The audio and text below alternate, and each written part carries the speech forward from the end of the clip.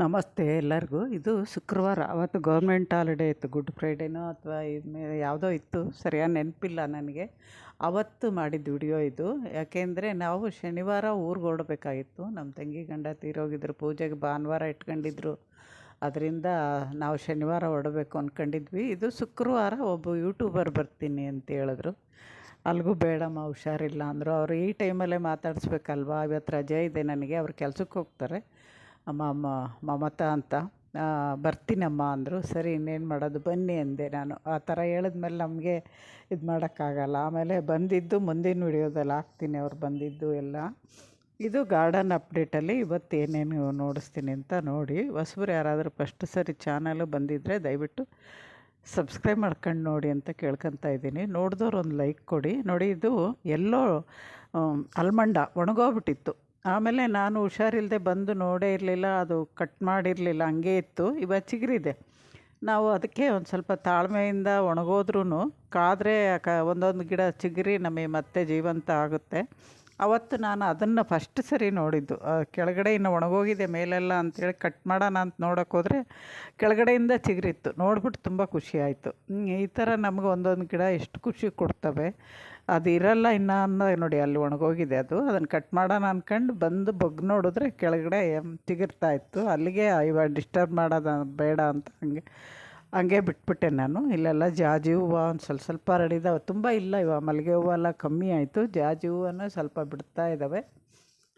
ಪೂಜೆಗಂತೂ ಹೂವು ಯಾವುದೋ ಒಂದು ಇರುತ್ತಲ್ವ, ಅದರಿಂದ ನಾನು ಹಂಗೆ ಗಾರ್ಡನ್ ಇಲ್ಲಿ ಲಾಂಗ್ ಬೀನ್ಸು, ಚಪ್ಪರದ ಅವರೆಕಾಯಿ ಅವೆಲ್ಲ ನಾನು ಹೇಳಿದ್ನಲ್ಲ, ಅದರಲ್ಲಿ ನೈಟ್ರೋಜನ್ ಸಿಗುತ್ತೆ ಅಂತ. ಅದರಿಂದ ನಾನು ಎಲ್ಲ ಕಡೆ ಹಾಕಿದ್ನಲ್ಲ, ಅವು ಬಳ್ಳಿ ಥರ ಬರ್ತಾಯಿದೆ. ಇಲ್ಲೊಂದು ದಾರ ಕಟ್ಟಬೇಕು, ಇಲ್ಲಾಂದರೆ ಈ ಮಲ್ಲಿಗೆ ಬಳ್ಳಿಗೆ ಹಬ್ಕೊಳುತ್ತೆ ಅದು.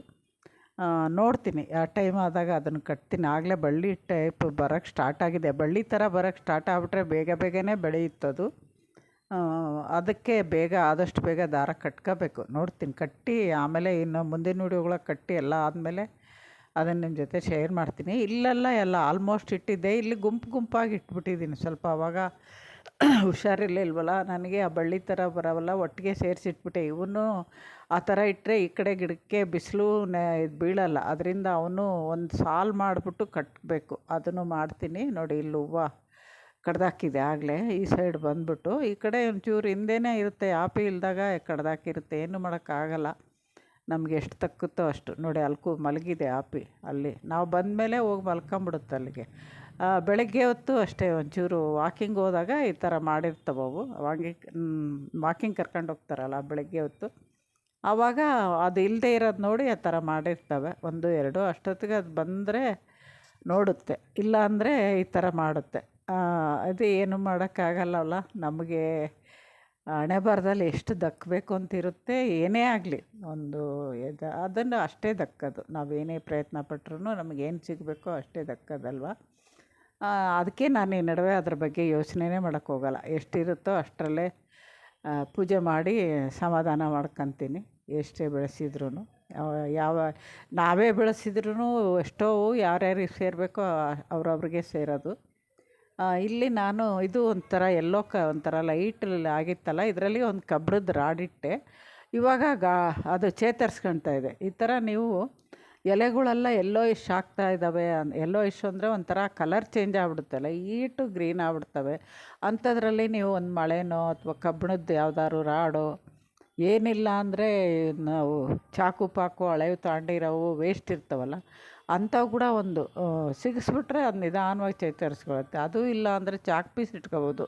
ನಾನು ಅವನ್ನೆಲ್ಲ ತೋರಿಸಿದ್ದೀನಿ. ಇಲ್ಲಾಂದರೆ ಹಳೆಯ ಮಳೆಗಳಿದ್ದರೆ ನೀರು ಹಾಕಿಟ್ಬಿಟ್ಟು ಆ ನೀರು ಒಂದು ವಾರ ಅದರಲ್ಲೇ ಇಟ್ಟರೆ ಆ ತುಕ್ಕಾಂಶ ಎಲ್ಲ ಕಬ್ಬಿಣಾಂಶ ಅದರಲ್ಲಿ ಬಿಡುತ್ತೆ.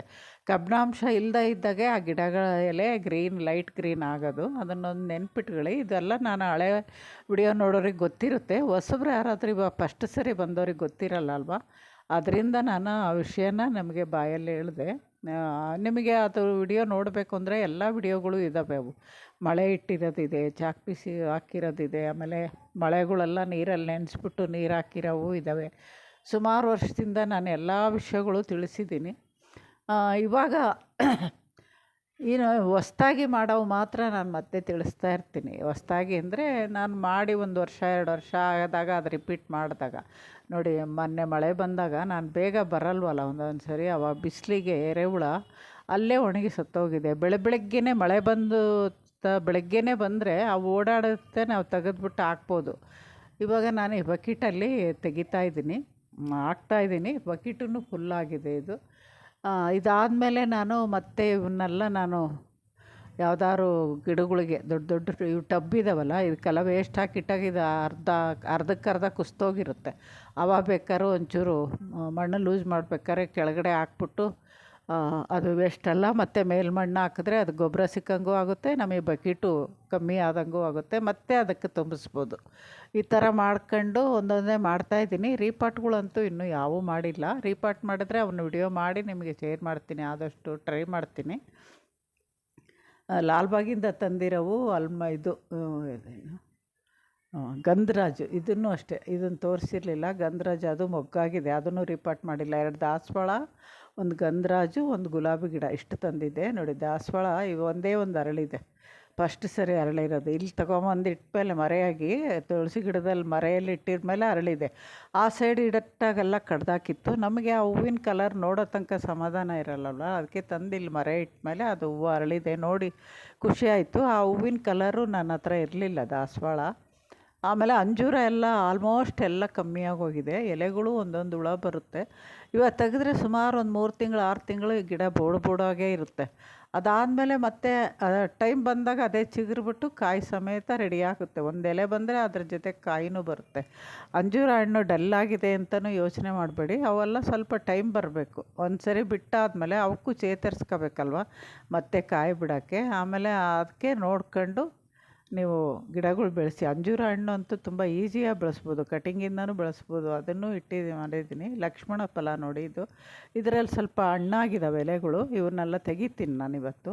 ಸ್ವಲ್ಪ ಹಣ್ಣಿನ ಗಿಡದಲ್ಲಿ ಎಲ್ಲೆಲ್ಲಿ ಆಗಿದ್ದಾವೋ ಇವೇನು ಬೇಗ ಉದುರಿರಲ್ಲ, ಆದರೂ ಉದುರಿದ್ರೆ ಮಳೆ ಬಂದರೆ ಮತ್ತೆ ಕಸ ಆಗುತ್ತಲ್ವ, ಅದರಿಂದ ಇವತ್ತು ಹಣ್ಣಿನ ಗಿಡದಲ್ಲಿ ಸುಮಾರು ಯಾವ್ಯಾವ ಗಿಡದಲ್ಲಿ ಇದ್ದಾವೋ ಅವನ್ನೆಲ್ಲ ತೆಗಿತೀನಿ. ಅದು ಅಲ್ಲದೆ ಸಪೋಟ ಗಿಡ ರೀಪಾಟ್ ಮಾಡಿದ್ನಲ್ವ, ಅದು ಯಾವ ಥರ ಯಾವ ಕಂಡೀಷನಲ್ಲಿದೆ, ಸೆಟ್ ಇದೆಯಾ ಅಂತ ತೋರಿಸ್ತೀನಿ. ವಿಡಿಯೋ ಪೂರ್ತಿ ನೋಡಿ, ಅರ್ಧಂಬರ್ಧ ನೋಡಿ ಕಮೆಂಟ್ ಮಾಡಿಬಿಡಿ. ಆಮೇಲೆ ಹೊಸಬರು ತುಂಬ ಜನ ನಾವು ಸಬ್ಬಾಗಿದ್ದೀವಿ ಅಂತ ಹೇಳ್ತಾರೆ, ಡನ್ ಅಂತ ಹೇಳಿರ್ತಾರೆ. ನೋಡಿದ್ರೆ ಒಬ್ರದ್ದು ಆಗಿರಲ್ಲ, ಅದೊಂದು ಬೇಜಾರಾಯಿತು. ಆದ್ರೂ ಇವಾಗ ಅದ್ರ ಬಗ್ಗೆ ಯೋಚನೆನೇ ಮಾಡೋಕ್ಕಾಗಲ್ಲ. ನಾನು ಯಾರನ್ನ ಬರಲಿ ಯಾರು ಹೋಗಲಿ, ನಾನು ಪಾಡಿ ನಾನು ಕೆಲಸ ಮಾಡೋಣ ಅಂತ ಅಂದ್ಕೊಂಬಿಟ್ಟಿದ್ದೀನಿ. ಆದ್ದರಿಂದ ನಾನು ಅವ್ರಿಗೆ ಮಾಡಿದ್ದು ಮಾತ್ರ ನಾನು ಮತ್ತೆ ತಕ್ಕೊಳ್ಳಲ್ಲ. ಅದು ಅವ್ರವ್ರಿಗೆ ಬಿಟ್ಟಿದ್ದು. ನಾವೊಬ್ರಿಗೆ ಮಾಡಿದ್ರೆ ದೇವ್ರು ಒಬ್ಬರಿಂದ ಮಾಡಿಸ್ತಾನೆ ಅಂತ ನಂಬಿಕೆಯಿಂದ ಅವ್ರು ಬಂದು ನಾವು ಸಬ್ಬಾಗಿದ್ದೀವಿ ಮಾಡಿ ಅಂದಾಗ ಮಾಡ್ತೀನಿ, ಬಿಟ್ಬಿಡ್ತೀನಿ.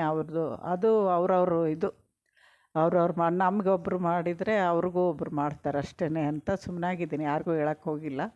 ನೋಡಿ, ಸಪೋಟ ಗಿಡದಲ್ಲಿ ಕಾಯೆಲ್ಲಾಗಿ ಸಣ್ಣ ಸಣ್ಣ ಉದುರ್ತಿತ್ತಲ್ಲ, ಇವಾಗೆಲ್ಲ ಸೆಟ್ಟಾಗಿದ್ದಾವೆ, ಎಲ್ಲ ಕಾಯಿನೂ ದೊಡ್ಡವಾಗ್ತಾಯಿದ್ದಾವೆ. ಆಮೇಲೆ ಇಲ್ಲಿ ಬೆಂಡೆಕಾಯಿ ಇಟ್ಟಿರೋ ಗಿಡದಲ್ಲಿ ಇದು ನಾನು ಆಯಿಲ್ ಡಬ್ಬದಲ್ಲಿ ಪೇಂಟ್ ಮಾಡಿ ಬೆಂಡೆ ಬೀಜ ಇಟ್ಟಿರೋದ್ರಲ್ಲಿ ಒಂದರಲ್ಲಿ ಮಾತ್ರ ಒಂದು ಗಿಡನೂ ಬಂದಿಲ್ಲ. ಇನ್ನು ಮಿಕ್ಕಿದ್ರಲ್ಲಿ ಬಂದಿದ್ದಾವೆ. ಆಮೇಲೆ ಪಾಲಕ್ ಇಟ್ಟಿದ್ದೆ, ಇಲ್ಲೊಂದು ಬೀಜ, ಇದು ಚೆನ್ನಾಗಿ ಬೆಳೆದಿದೆ. ಪಾಲಕ್ಕು ಹಾರ್ವೆಸ್ಟು ಬಂದಿದೆ ಆಗಲೇ.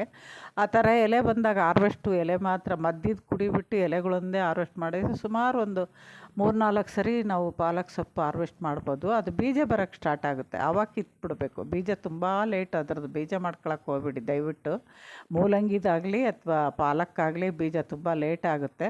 ಅವೇನು ಬೇರೆ ಪ್ಯಾಕೆಟ್ ತಂದರೆ ತುಂಬ ದಿನ ಬರುತ್ತೆ. ಆಮೇಲೆ ಇಲ್ಲಿ ನಾನು ಶಂಖಪುಷ್ಪ ಇಟ್ಟಿದ್ದು ಅವೆಲ್ಲ ಬ್ಲೂ ಆಗಿದ್ದಾವೆ, ತೋರಿಸ್ತೀನಿ ನೆಕ್ಸ್ಟು.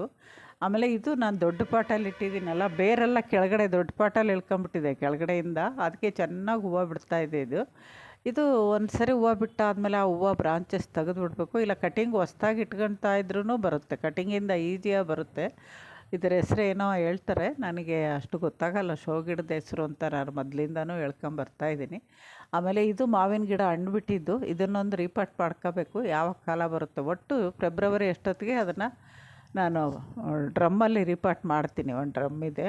ಆಮೇಲೆ ಕಾಸ್ಮಸ್ ಸಸಿಗಳು ಬಂದಿದ್ದು ಅಲ್ಲೊಂದು ಗಿಡಗಳಿಗೆ ಇಟ್ಟಿದ್ದೀನಿ. ಹೊಸ ಪಾಟ್ಗಳೇನು ಮಾಡಿಲ್ಲ ಅವಕ್ಕೆ, ಯಾಕೆಂದರೆ ಅವೆಲ್ಲ ಸ್ವಲ್ಪ ದಿನ ಇದ್ದು ಹೋಗ್ತವೆ.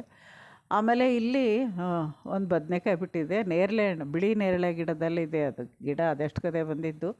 ಈ ಕಾಯಿ ಚೆನ್ನಾಗಿರುತ್ತೆ, ಅದಕ್ಕೆ ಬಿಟ್ಟಿದ್ದೀನಿ. ಆಮೇಲೆ ಬಿಳಿ ನೇರಳೆ ಈ ಸರಿ ಚೇತರಿಸ್ಕೊಂಡು ಹೋದ ಸರಿ ಹುಳ ಬಂದು ಹಾಳಾಗಿ ಹೋಗಿತ್ತು ಅಂತ ಹೇಳಿದ್ನಲ್ಲ, ಇವಾಗ ಸ್ವಲ್ಪ ಗಮನಿಸಿದೆ, ಆ ರಂಬೆಗೆ ಮಧ್ಯೆ ಓಲಿದೆ. ನೋಡಿದ್ರೆ ಅದರಲ್ಲಿ ಏನಾದ್ರು ಹುಳ ಇದೆ ಅಂತ ಅನ್ನಿಸ್ತು ನನಗೆ. ಪಿನ್ನಲ್ಲಿ ಚುಚ್ಚಿ ಚುಚ್ಚಿ ಅವನ್ನೆಲ್ಲ ತೆಗೆದುಬಿಟ್ಟೆ ನಾನು. ಎಲ್ಲೆಲ್ಲಿ ಓಲಿದೆಯೋ ಅಕಸ್ಮಾತ್ ಅದರಲ್ಲಿ ಹುಳ ಇದ್ದರೆ ಪಿನ್ ಚುಚ್ಚಿದಾಗ ಅವು ಸಾಯ್ತವೆ ಅಂತ ಹೇಳ್ಬಿಟ್ಟು ಆ ಥರ ಚುಚ್ಚಿದೆ. ಅದು ನನ್ನ ಅನುಮಾನ ನಿಜ ಆಯಿತು. ಯಾಕೆಂದರೆ ಪಿನ್ನಲ್ಲಿ ಚುಚ್ಚಿದಾಗ ಹುಳ ಜೀವಂತ ಹುಳುಗಳಿಗೆ ಚುಚ್ಚಿದಾಗ ನಮಗೆ ಅನುಭವ ಆಗುತ್ತಲ್ಲ, ಹಂಗೆ ಆಯಿತು. ಸದ್ಯ ನನ್ನ ಕಣ್ಣಿಗೆ ಬಿದ್ದು ಇದಾಯಿತು. ಆಮೇಲೆ ಮೊಗ್ಗು ಆಗ್ತಾಯಿದೆ ಅದಾಗಲೇ. ಬಿಳಿ ನೇರಳೆ ಒಂದೇ ಕಡೆ ಮೊಗ್ಗಾಗಿದೆ. ಹೋದ ಸರಿ ಅದು ಫಸ್ಟ್ ತಂದಾಗ ತುಂಬ ಮೊಗ್ಗಾಗಿದ್ವು, ಹಣ್ಣೂ ಬಿಟ್ಟಿದ್ವು. ಆಮೇಲೆ ಈ ಚೇಪೆ ಗಿಡ ರಿಪೋರ್ಟ್ ಮಾಡಿದ್ನಲ್ಲ, ಹೊಸ್ದಾಗಿ ಎಲ್ಲ ಕಡೆ ಹೂವು ಆಗ್ತಾಯಿದೆ. ಆಮೇಲೆ ಇದ್ದಕ್ಕಿದ್ದಂಗೆ ಬಿಸಿಲು ನೋಡಿ ಎಷ್ಟು ಬಂತು ಅಂತ, ತುಂಬ ಬಿಸಿಲು ಬಂದ್ಬಿಡ್ತು ಇದ್ದಕ್ಕಿದ್ದಂಗೆ. ಈ ಥರ ಜಾಸ್ತಿ ಬಿಸಿಲು ಬಂದಾಗ ನಮಗೆ ಅಲ್ಲಿ ಇರೋಕ್ಕೂ ಆಗೋಲ್ಲ. ಲೈಟಾಗಿ ಬಿಸಿಲಿದ್ದಾಗ ಕಾಯಿಸ್ಬೋದು. ಈ ಥರ ತುಂಬ ಬಿಸಿಲಿದ್ದಾಗ ತಲೆ ನೋವಾಗುತ್ತೆ ಅಂತೇಳ್ಬಿಟ್ಟು ಹೊರ್ಟೋಗ್ತೀನಿ, ಸ್ವಲ್ಪ ವಿಡಿಯೋ ಮಾಡ್ಕೊಂಡು ಏನು ಕೆಲಸ ಮಾಡಲ್ಲ ಅವತ್ತು. ನೀವು ನೋಡಿದ್ರೆ ಗೊತ್ತಾಗ್ಬೋದು ಎಷ್ಟು ಬಿಸಿಲಿದೆ ಅಂತ. ಕಣ್ಣು ಬಿಡೋಕ್ಕಾಗಲ್ಲ. ನಾನು ಬಂದಿರೋದೇ ಲೇಟು ಇವಾಗ, ಅದರಲ್ಲಿ ಇದ್ದಿದ್ದು ಬಿಸಿಲು ಜಾಸ್ತಿ ಆಯಿತು. ನಾನು ಬಂದಾಗ ಅಷ್ಟು ಬಿಸಿಲಿರಲಿಲ್ಲ, ಲೈಟಾಗಿತ್ತು. ಆಮೇಲೆ ಹುಣಸೆ ಗಿಡ ಚಿಗುರ್ತಾ ಇದೆ ನೋಡಿ, ಎಲ್ಲ ಚಿಗುರು ಬಂದಿದೆ, ಚೆನ್ನಾಗಿದೆ.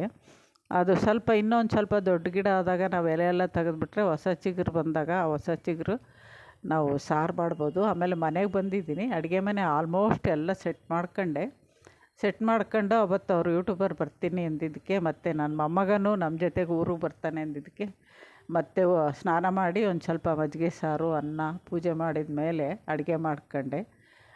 ಯಾಕೆಂದರೆ ಅರ್ಜೆಂಟ್ಗೆ ಆಗೋದು ಅದೇ ಅಲ್ವಾ. ಇನ್ನು ಅವರು ಲೇಟಾಗೇ ಆಗಿತ್ತು, ನನಗೂ ಅಷ್ಟೊತ್ತು ಹೋಗಿ ಸುಸ್ತಾಗಿತ್ತು. ಅದಕ್ಕೆ ಮಜ್ಜಿಗೆ ಇತ್ತು, ಬೆಣ್ಣೆ ತೆಗ್ದಿದ್ದು ಮಜ್ಜಿಗೆ ಇತ್ತು, ಅದನ್ನು ಮಜ್ಜಿಗೆ ಸಾರು ಮಾಡಿದೆ ಲೈಟಾಗಿ.